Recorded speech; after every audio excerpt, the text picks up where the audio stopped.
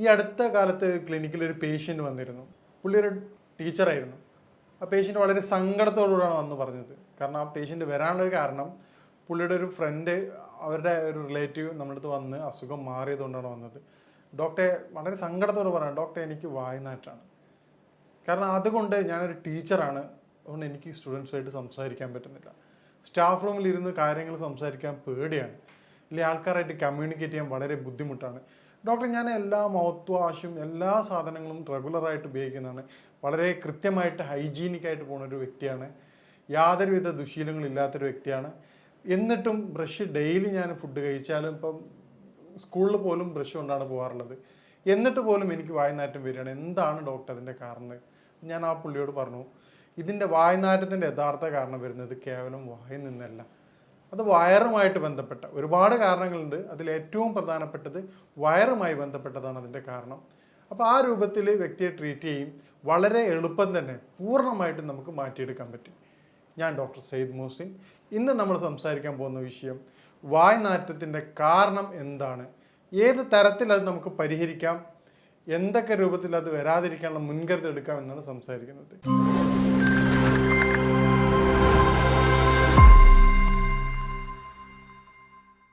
വായ്നാറ്റത്തിൻ്റെ ഏറ്റവും പ്രധാനപ്പെട്ട കാരണം കൃത്യമായ രൂപത്തിലുള്ള ദഹനക്കുറവാണ്. ദഹനക്കുറവ് കാരണം വായ്നാറ്റുള്ള വ്യക്തികളെ നമ്മൾ പരിശോധിക്കുകയാണെങ്കിൽ 90% രോഗികളും അവർ കഫവുമായി ബന്ധപ്പെട്ട രോഗികളായിരിക്കും. അവർക്ക് കഫത്തിൻ്റെ ബുദ്ധിമുട്ട് ഉണ്ടാവാറുണ്ട്. കഫത്തിൻ്റെ വർധനവ് ശരീരത്തിൽ ദഹന പ്രക്രിയ അത് വളരെയധികം വീക്കാക്കും.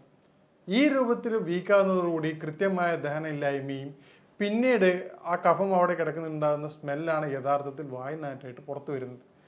ഇത് നമ്മൾ കേവലം മൗത്ത് വാഷ് ഉപയോഗിക്കുമ്പോൾ ഏറ്റവും പ്രധാനപ്പെട്ട പ്രശ്നം എന്നാണ് നോർമലി മൗത്ത് വാഷിൻ്റെ ഏറ്റവും പ്രധാനപ്പെട്ട ഒരു കണ്ടന്റ് ആൽക്കഹോളാണ്. ഈ ആൽക്കഹോൾ ഉപയോഗിക്കുന്നതുകൊണ്ട് ഈ കണ്ടന്റ് ബേസ് സാധനം നമ്മുടെ നോർമൽ ബാക്ടീരിയയുടെ ബുദ്ധിമുട്ടും മൗത്ത് ഡ്രൈ ആക്കുകയും ചെയ്യും. ഇത് വായ്നാറ്റത്തിനെ വളരെയധികം ത്വരിതപ്പെടുത്തുകയാണ് വേറെ തരത്തിൽ ചെയ്യുക. ടെമ്പററി സൊല്യൂഷൻ എന്നുള്ള അടിസ്ഥാനത്തിൽ ആ ഒരു സമയത്ത് മാത്രം മാറ്റം ഉണ്ടാകുകയും, അപ്പോൾ ഈ തരത്തിൽ കൃത്യമായ രൂപത്തിൽ ചെയ്യുന്ന വ്യക്തികൾ ഈ രൂപങ്ങൾ സ്വീകരിക്കുമ്പോൾ അത് ഗുണത്തേക്കാളേറെ ദോഷമാണ് ഉണ്ടാവുക. അപ്പോൾ എന്താണ് അതിൻ്റെ കാരണങ്ങൾ എന്ന് നമുക്ക് പരിശോധിക്കാം. മേൽ പറഞ്ഞതുപോലെ ഈ കഫത്തിൻ്റെ ബുദ്ധിമുട്ട് ഉണ്ടാക്കുന്നതിൻ്റെ കാരണമായിട്ടുള്ള കൃത്യമായ സമയത്തല്ലാതുള്ള കുളികൾ, പിന്നീട് ഈ കഫത്തിൻ്റെ പ്രയാസങ്ങൾ വരുമ്പോൾ ശരീരത്തിൽ ഉദാഹരണത്തിന് ഏറ്റവും പ്രധാനമായിട്ട് കണ്ടുവരുന്ന പ്രശ്നമാണ് അലർജി. ഈ ബുദ്ധിമുട്ടുള്ള ആൾക്കാർക്ക് ഒരു 70 to 80% പേഷ്യൻസ് പറയുന്ന, ഡോക്ടർ എനിക്ക് തുമ്മലിൻ്റെ ബുദ്ധിമുട്ടുണ്ട്, അല്ലെങ്കിൽ എനിക്ക് മൂക്കൊലിപ്പിൻ്റെ പ്രയാസമുണ്ട്, തലവേദനയുണ്ട്, അസിഡിറ്റി പോലെ തന്നെ എനിക്ക് ഏറ്റവും പ്രധാനപ്പെട്ട ബുദ്ധിമുട്ടാണ് ഡോക്ടറെ വളരെയധികം കഫത്തിൻ്റെ, കാരണം തല കുനിക്കുന്ന സമയത്ത് തലക്കനം വരികയാണ്. അപ്പോൾ കഫത്തിൻ്റെ ബുദ്ധിമുട്ട് എന്തൊക്കെയാണ് ശരീരത്തിൽ കാണിക്കുന്നത് ആ എല്ലാവിധ ലക്ഷണങ്ങളും ആ വ്യക്തി പറയുകയാണ്. അപ്പോൾ ഈ കാര്യം നമ്മൾ പറയുമ്പോഴാണ് അവർ പറയുന്നത്, ഡോക്ടർ ഇതെനിക്കുണ്ട്. അപ്പോൾ കഫം വരാതിരിക്കാൻ എന്തൊക്കെ ശ്രദ്ധിക്കുക എന്നുള്ളത് നോക്കുകയാണെങ്കിൽ നമുക്ക് വായ്നാറ്റം ഒരുവിധം വരെ നമുക്ക് പരിഹരിക്കാം. അതിനുള്ള മാർഗ്ഗങ്ങൾ നമ്മൾ അവസാനം വിശദമായിട്ട് വിശദീകരിക്കുന്നതാണ്. ഇനി മറ്റൊരു പ്രധാനപ്പെട്ട കാരണമാണ് കോൺസ്റ്റിപ്പേഷൻ. കൃത്യമായ ശോധനയില്ലായ്മ വായ്നാറ്റത്തിൻ്റെ മറ്റൊരു പ്രധാനപ്പെട്ട കാരണമാണ്. കാരണം ഇന്നത്തെ ലൈഫ് സ്റ്റൈൽ കൊണ്ട്, കൃത്യമായ ഉറക്കക്കുറവില്ലാത്തത് കൊണ്ട്, രാത്രി വളരെ വൈകിട്ട് ഉറങ്ങുകയും രാവിലെ ലേറ്റായിട്ട് എഴുന്നേൽക്കുകയും ചെയ്യുന്നതിലൂടെ ദഹന പ്രക്രിയ വളരെ കുറവാണ്. ഇതേ രൂപത്തിൽ തന്നെയാണ് ഹൈ കലോറി ഫുഡ്, നമ്മൾ കഴിക്കണ ഭക്ഷണം. ഉദാഹരണത്തിന് നമുക്ക് ആവശ്യത്തിലധികമുള്ള കലോറി ഫുഡാണ് ഇന്ന് കഴിക്കുന്നത്. ജങ്ക് ഫുഡായിട്ടായാലും മറ്റെല്ലാ രൂപത്തിലേക്ക് കഴിഞ്ഞാലും. ഇപ്പം ജങ്ക് ഫുഡ് മാത്രമല്ല, നമ്മൾ പൊതുവേ ഡോക്ടേഴ്സ് കുറ്റപ്പെടുത്തുന്ന കാര്യമാണ് ജങ്ക് ഫുഡ്. ജങ്ക് ഫുഡ് കുറ്റപ്പെടുത്തേണ്ട വേണം, യാതൊരു സംശയമില്ല. പക്ഷേ നമ്മൾ അറിയാതെ സൈഡിലൂടെ സംഭവിക്കുന്ന വേറൊരു കാര്യമുണ്ട്, അത് എണ്ണ പലഹാരങ്ങളാണ്. നമ്മൾ കഴിക്കുന്ന ഒരു സമൂസയൊക്കെ കഴിച്ചാൽ നോർമലി അതിൻ്റെ കലോറിക് വാല്യൂ എന്ന് പറഞ്ഞു കഴിഞ്ഞാൽ ഒരു 3 to 4 കിലോമീറ്റർ സഞ്ചരിക്കാനുള്ള എനർജി ഒരു സമൂസയിലൂടെ കിട്ടുന്നുണ്ട്. ഈ തരത്തിൽ നമ്മൾ ചായ കുടിക്കുന്ന സമയത്ത് 3-4 സമൂസ അല്ല 2-3 സമൂസ കഴിച്ച് ആ വ്യക്തി വരെ ബൈക്കിലാണ്, ആ തൊട്ടടുത്ത ഓഫീസ് പോയിട്ട് വീണ്ടും വെറുതെ ഇരിക്കുകയാണ്. പിന്നീട് കഴിക്കുന്ന ബർഗർ, അതുപോലെ ഓരോ ഫുഡ് കഴിക്കുന്നത് ഹൈ കലോറി ഫുഡാണ്. ഇത് നമ്മുടെ ബാലൻസിങ് ഇൻ ആൻഡ് ഔട്ടിൻ്റെ റേഷ്യോ യാതൊരുവിധ പൊരുത്തപ്പെടാത്ത രൂപത്തിലേക്ക് മാറുകയാണ്. ഇത് നമ്മുടെ ഫുഡ് സ്റ്റൈൽ മാറുന്നതോടുകൂടി കൃത്യമായ ഫിസിക്കൽ മൂവ്മെൻറ്റ്സ് ഇല്ലാത്ത അവസ്ഥ, നേരത്തെ പറഞ്ഞ പോലെ സഡൻഡറി ലൈഫ് സ്റ്റൈലിൻ്റെ കാരണമായിക്കൊണ്ട് വൈകി ഉറങ്ങി എഴുന്നേൽക്കുന്ന വ്യക്തി രാവിലെ കുളിച്ച് എഴുന്നേറ്റ് ഉടനെ ബൈക്കോ കാറോ എടുത്തിട്ട് ഓഫീസിലേക്ക് പോവാണ്. പിന്നീട് ഇതേപോലെയാണ് വൈകിട്ട് വരുന്നത്. കൃത്യമായ വ്യായാമത്തിന് സമയം അവർ കിട്ടാറില്ല. പിന്നെ ഓഫീസ് ഡോർ ടു ഡോറാണ്. ഫിസിക്കൽ മൂവ്മെൻറ്റ്സ് വളരെ കുറവാണ്. ഉദാഹരണത്തിന് പണ്ടൊക്കെ ട്രെയിനിൽ പോകുന്ന വ്യക്തികളാണെങ്കിൽ കുഴപ്പമില്ല, സ്റ്റേഷനിൽ നടക്കുന്ന ബുദ്ധിമുട്ടുണ്ടായിരുന്നു. നടക്കാനുള്ളൊരു ടൈം പോലും നമുക്ക് ഫിസിക്കൽ ആക്ടിവിറ്റീസ് കിട്ടാറുണ്ട്. ഇന്ന് സ്റ്റേഷനിലായാലും എല്ലാം നമുക്ക് ബൈക്ക് അല്ലെങ്കിൽ ഡോർ ടു ഡോറാണ്, കാറോ ബൈക്കോ കാര്യങ്ങളാണ് 90% പീപ്പിൾസ് ഉപയോഗിക്കുന്നത്. ഇത്തരത്തിലുള്ള ഫിസിക്കൽ മൂവ്മെൻറ്റ്സ് കുറയുമ്പോൾ ശരീരത്തിൽ കോൺസ്റ്റിപ്പേഷൻ വന്ന് കണ്ടുവരാറുണ്ട്. ഇത് വായുനാറ്റത്തിൻ്റെ പ്രധാനപ്പെട്ട ഒരു വില്ലനാണ്. അപ്പം നിങ്ങൾക്ക് ഈ കോൺസ്റ്റിപ്പേഷൻ കൊണ്ടാണ് വായുനാറ്റം വരുന്നത്. വായുനാറ്റമുള്ള വ്യക്തികൾ കോൺസ്റ്റിപ്പേഷൻ അടിയന്തരമായിട്ട് ക്ലിയർ ചെയ്യേണ്ടതാണ്. അപ്പോൾ കോൺസ്റ്റിപ്പേഷൻ ക്ലിയർ ചെയ്യേണ്ട കാര്യം നമ്മൾ അവസാനം വിശദമായിട്ട് സംസാരിക്കുന്നുണ്ട്. പിന്നീട് ഉണ്ടാവുന്ന ഏറ്റവും പ്രധാനപ്പെട്ട ഒരു കാര്യമാണ് DNS, ഡീവിയേറ്റഡ് നാസൽ സിസ്റ്റം. മൂക്ക് വളഞ്ഞിട്ടുള്ള പേഷ്യൻസിന് വായുനാറ്റം കണ്ടുവരാറുണ്ട്. തുടർച്ചയായിട്ടുള്ള സൈനസൈറ്റിസ്, നേരത്തെ പറഞ്ഞ കഫത്തിൻ്റെ ബുദ്ധിമുട്ടുണ്ടാവുന്ന സൈനസൈറ്റിസ് ഉള്ള ബുദ്ധിമുട്ടുള്ള സൈനസ് ഇൻഫ്ലമേഷൻ ഉള്ള പേഷ്യൻസിന് ഈ പറഞ്ഞ വായുനാറ്റം വളരെ കോമൺ ആയിട്ട് കണ്ടുവരാറുണ്ട്. ഈ പറയുന്ന കാരണങ്ങളുള്ള വ്യക്തികൾ അതാത് കാരണങ്ങൾ ക്ലിയർ ചെയ്യാത്തിടത്തോളം കാലം നിങ്ങളെ ഈ അസുഖം നമുക്ക് പൂർണ്ണമായിട്ടും മാറ്റിയെടുക്കാൻ പറ്റാറില്ല. അതുകൊണ്ടാണ് പറഞ്ഞത്, ആ വന്ന പേഷ്യൻസിൻ്റെ തൊട്ട് മുമ്പ് അവർ റെഫർ ചെയ്ത പേഷ്യൻസിൻ്റെ അസുഖം വയറിൻ്റെ ബുദ്ധിമുട്ടായിരുന്നു. പക്ഷേ ഈ പറഞ്ഞ ടീച്ചറെ ബുദ്ധിമുട്ട് എന്താണെന്ന് കഫത്തിൻ്റെ ബുദ്ധിമുട്ടായിരുന്നു. അതുകൊണ്ടാണ് ഓരോ വ്യക്തികൾക്കും വ്യത്യസ്ത തരത്തിലാണ് അതിൻ്റെ രോഗകാരണം ഉണ്ടാകുന്നത്. ഈ രോഗകാരണങ്ങൾ മനസ്സിലാക്കാതെ നമ്മൾ ട്രീറ്റ് ചെയ്യുകയാണെങ്കിൽ അത് പൂർണ്ണ അർത്ഥത്തിലുള്ള ട്രീറ്റ്മെൻറ്റ് ആകില്ല. പിന്നീട് വരുന്ന കാര്യമാണ് സ്മോക്കിംഗ്. സ്മോക്കിങ് വായുനാറ്റത്തിൻ്റെ ഒരു പ്രധാനപ്പെട്ട ഘടകമാണ്. കാരണം അത് കൃത്യമായിട്ടുള്ള ഗ്യാസ്ട്രിക് പ്രോബ്ലം ക്രിയേറ്റ് ചെയ്യും. അത് പിന്നീട് ഇൻഡൈജഷനിലേക്ക് മാറുകയും ചെയ്യാറുണ്ട്. പിന്നീട് വരുന്നൊരു കാരണമാണ് സ്നീസിങ്, അലർജി, തുമ്മൽ. തുമ്മൽ നേരത്തെ പറഞ്ഞ പോലെ എന്തുകൊണ്ടാണെന്ന് വായുനാറ്റത്തെ കാരണം എന്ന് പറഞ്ഞാൽ തുമ്മലുള്ള വ്യക്തികൾക്ക് കഫം വർദ്ധിക്കുകയും പിന്നീട് അത് ബോഡിയിൽ ദഹന സംവിധാനം കുറയ്ക്കുകയാണ് ചെയ്യാറുള്ളത്. നേരത്തെ പറഞ്ഞാൽ പിന്നീടുള്ള കുറേ കാര്യങ്ങളാണ് നമ്മുടെ സഡൻറ്ററി ലൈഫ് സ്റ്റൈൽ മാറ്റുകയാണെങ്കിൽ നമുക്ക് വായുനാറ്റം ഒരു പരിധി വരെ തടയാവുന്നതാണ്. സഡൻറ്ററി ലൈഫ് സ്റ്റൈൽ ഏറ്റവും പ്രധാനമാണ്. ഫുഡും കൂടെ അതിൻ്റെ ഭാഗമാണ്. കാരണം നമ്മൾ ഹെവി ഫുഡ് കഴിക്കുകയും രാത്രി കാലങ്ങളിൽ നമുക്ക് ഈ പറഞ്ഞതുപോലെ സലാഡ് ഐറ്റംസ് കഴിച്ചിട്ടില്ലെങ്കിൽ അത് പിന്നീട് കോൺസ്റ്റിപ്പേഷൻ കാര്യങ്ങളും മാറാറുണ്ട്. അതും വായുനാറ്റത്തിൻ്റെ പ്രധാനപ്പെട്ട ഒരു കാരണമാണ്. ഇനി വായുനാറ്റം എന്താണെന്നും എന്താണ് അതിൻ്റെ പ്രതിവിധികളെന്നും നമുക്ക് പരിശോധിക്കാം. ഈ കോൺസ്റ്റിപ്പേഷൻ പോലെ തന്നെ കഴിഞ്ഞിട്ടുള്ള പിന്നീടുള്ള പ്രധാനപ്പെട്ട ഒരു അസുഖമാണ്, അത് പൊതുവെ സ്ത്രീകളിലാണ് കണ്ടുവരാറുള്ളത്, വെള്ളപ്പൊക്ക്, വൈറ്റ് ഡിസ്ചാർജ്. ഈ വൈറ്റ് ഡിസ്ചാർജ് ഉള്ള വ്യക്തികൾക്ക് പ്രധാനമായിട്ടും ശരീരത്തിന് ചൂട് കൂടുതലായിട്ട് അനുഭവപ്പെടാറുണ്ട്. ഈ ചൂട് അനുഭവപ്പെടുമ്പോൾ അത് ശരീരത്തിൻ്റെ ദഹന പ്രക്രിയ വളരെയധികം വീക്കാക്കാറുണ്ട്.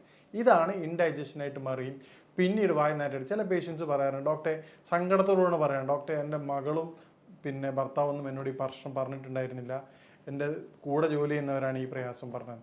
അപ്പോൾ എനിക്ക് പറയാനുള്ളത്, നിങ്ങളെ വീട്ടിലുള്ള ആൾക്കാർ പറഞ്ഞ് സപ്പോർട്ട് ചെയ്യേണ്ടതാണ്. കാരണം പുറത്തുനിന്നുള്ളൊരു വ്യക്തിയെ പറഞ്ഞ് അറിയിക്കുമ്പോൾ അവർക്ക് വളരെയധികം പ്രയാസം ഉണ്ടാവാറുണ്ട്.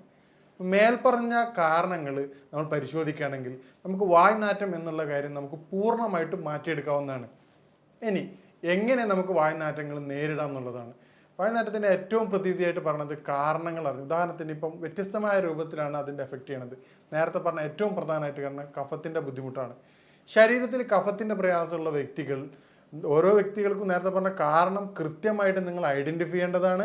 എന്നാൽ മാത്രമേ ഇത് നമുക്ക് പൂർണ്ണമായിട്ട് പരിഹാരം ലഭിക്കുകയുള്ളൂ. അപ്പോൾ കഫത്തിൻ്റെ ബുദ്ധിമുട്ടുള്ള പേഷ്യൻ്റ് ആണെങ്കിൽ അവർ കൃത്യമായിട്ട് ചെയ്യേണ്ടത് രാവിലെ വെറും വയറ്റിൽ 1/2 ടീസ്പൂൺ തേനിനകത്ത് ഒരു 1 ഗ്രാം ചുക്ക് നിർബന്ധമായിട്ട് കഴിക്കേണ്ടതാണ്.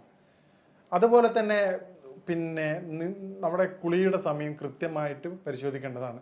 11 മണിക്ക് ശേഷം തല കുളിക്കാതിരിക്കാൻ പ്രത്യേകം ശ്രദ്ധിക്കണം.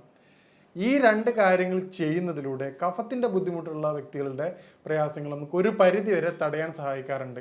ഇതുപോലെ തന്നെ അവർ ഉപയോഗിക്കുന്ന വെളിച്ചെണ്ണ, ഏത് ഹെയർ ഓയിൽ ഉപയോഗിക്കുകയാണെങ്കിലും അതിൽ 1-2 വെളിച്ചെണ്ണയിൽ 1-2 കുരുമുളക് കൂടി ഇട്ടതിന് ശേഷം ഉപയോഗിക്കുകയാണെങ്കിൽ അത് കഫത്തിൻ്റെ ഇറക്കം വളരെ ഫലപ്രദമായിട്ട് തടയാൻ സഹായിക്കുന്നതായിട്ട് കണ്ടുവരാറുണ്ട്. പിന്നീട് നമ്മൾ കോൺസ്റ്റിപ്പേഷനുള്ള പേഷ്യൻസിനാണെങ്കിൽ രാത്രി നിർബന്ധമായിട്ടും നിങ്ങൾ സലാഡ് ഉപയോഗിക്കേണ്ടതാണ്.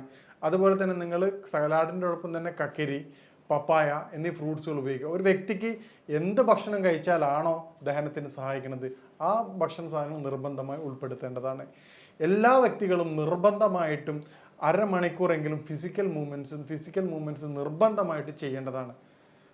കാരണം ഫിസിക്കൽ മൂവ്മെൻറ്റ് ശരീരത്തിൻ്റെ വളരെയധികം അത്യാവശ്യമായിട്ടുള്ള ഘടകമാണ്. ഇന്നത്തെ എല്ലാ ലൈഫ് സ്റ്റൈൽ ഡിസോർഡേഴ്സിൻ്റെയും അടിസ്ഥാന കാരണം ഫിസിക്കൽ മൂവ്മെൻറ്റ്സിൻ്റെ കുറവാണ്. പിന്നീട് നമുക്ക് ചെയ്യാൻ പറ്റുന്ന കാര്യമാണ് നേരത്തെ പറഞ്ഞ പോലെ വൈറ്റ് ഡിസ്ചാർജ് ഉള്ള സ്ത്രീകളിൽ, വയറിന് ബുദ്ധിമുട്ടുള്ള സ്ത്രീകളിൽ നമുക്ക് ചെയ്യാൻ പറ്റുന്ന കാര്യമാണ് തേൻ നെല്ലിക്ക. വയറിൽ ചൂട് കുറച്ച് തണുപ്പാക്കി മരുന്ന്, തൈര് ധാരാളം ഉപയോഗിക്കാവുന്നതാണ്. അതുപോലെ തന്നെ ജീരകത്തിൻ്റെ വെള്ളം, ഉച്ചയ്ക്ക് ഭക്ഷണം കൊണ്ടുപോകുന്നൊപ്പം തന്നെ ജീരകത്തിൻ്റെ വെള്ളം കൊണ്ടുപോവുകയാണെങ്കിൽ അത് ഡൈജഷൻ വളരെ സുഗമമാക്കുകയും അത് വായുനാറ്റത്തെ കുറച്ചും കണ്ടുവരാറുണ്ട്. ഇതുപോലെ നമുക്ക് സിമ്പിളായിട്ടും നാച്ചുറൽ മൗത്ത് വാഷായിട്ട് ഉപയോഗിക്കാൻ പറ്റുന്ന സാധനമാണ്. പിന്നെ ഇലാച്ചി, ഏലക്കായ 1-2 എടുത്തിട്ട് പ്രത്യേകം ശ്രദ്ധിക്കുക, പെസ്റ്റിസൈഡ് ഉപയോഗിച്ചതാണ് മാർക്കറ്റിൽ അവൈലബിൾ. അതുകൊണ്ട് അതിൻ്റെ പുറം ഭാഗം ഒഴിവാക്കിക്കൊണ്ട് കുരുക്കൾ മാത്രം ചവച്ചെടുക്കുന്നത് വളരെയധികം ഫലപ്രദമായിട്ട് കണ്ടുവരാറുണ്ട്. പണ്ട് കാലങ്ങളിൽ ആൾക്കാർ ഇരട്ടി മധുരം, ഒരു ചെറിയൊരു കഷ്ണം ഇരട്ടി മധുരം എടുത്തിട്ട് ഒരു ചെറിയൊരു പീസ് എടുത്ത് ഇടയ്ക്ക് വായിൽ വെച്ച് ചവക്കുന്നത് കഫത്തിൻ്റെ ബുദ്ധിമുട്ട് കുറയ്ക്കാൻ വളരെയധികം സഹായിക്കാറുണ്ട്. ഈ തരത്തിലൂടെ കൺട്രോൾ ചെയ്യുകയാണെങ്കിൽ നമുക്ക് വായ്നാറ്റം എന്നുള്ളത് വളരെ എളുപ്പം തന്നെ പൂർണ്ണമായിട്ട് മാറ്റിയെടുക്കാവുന്നതാണ്. ഇനി വായ്നാറ്റം നേരത്തെ പറഞ്ഞതുപോലെ നമ്മുടെ പേഷ്യൻസിന് മാറുന്നതിൻ്റെ കാരണം അവരുടെ യഥാർത്ഥ കാരണം കണ്ടെത്തുന്നതിലൂടെയാണ്. മേൽപ്പറഞ്ഞ കാരണങ്ങളിലൂടെ നമുക്ക് വായ്നാറ്റത്തിൻ്റെ കാരണം മനസ്സിലാക്കിക്കൊണ്ടാണ് നമ്മുടെ ക്ലിനിക്കുകളിൽ രോഗികളെ പരിശോധിച്ച് കൃത്യമായ ചികിത്സ കൊടുക്കുന്നത്. ഇതിലൂടെയാണ് നമുക്ക് പൂർണ്ണമായിട്ടത് മാറ്റം കൊടുക്കാൻ പറ്റുന്നത്. അപ്പം നിങ്ങൾക്കും നിങ്ങളുടെ കാരണം കണ്ടെത്തിക്കൊണ്ട് പൂർണ്ണമായിട്ടും അതിൻ്റെ പരിഹാരം നേടുകയാണെങ്കിൽ നിങ്ങൾക്കും വായ്നാറ്റം പൂർണ്ണമായിട്ടും മാറ്റാവുന്നതാണ്. ഞാൻ പറഞ്ഞതുപോലെ എന്താണ് നിങ്ങളുടെ വായ്നാറ്റത്തിൻ്റെ കാരണം എന്നുള്ളത് നിങ്ങൾ കൃത്യമായിട്ട് മനസ്സിലാക്കുക. ഈ രൂപത്തിൽ മനസ്സിലാക്കിയിട്ട് അതിൻ്റെ പ്രതിവിധി തേടുകയാണെങ്കിൽ നിങ്ങളുടെ വായ്നാറ്റം നിങ്ങൾക്ക് പൂർണ്ണമായിട്ടും മാറ്റാവുന്നതാണ്. ഇനി ഇതുമായിട്ട് ബന്ധപ്പെട്ട സംശയങ്ങളും കാര്യങ്ങളും നിങ്ങൾക്ക് ബന്ധപ്പെടാവുന്നതാണ്. ഇനി മറ്റൊരു വിഷയമായിട്ട് കാണാം. നന്ദി.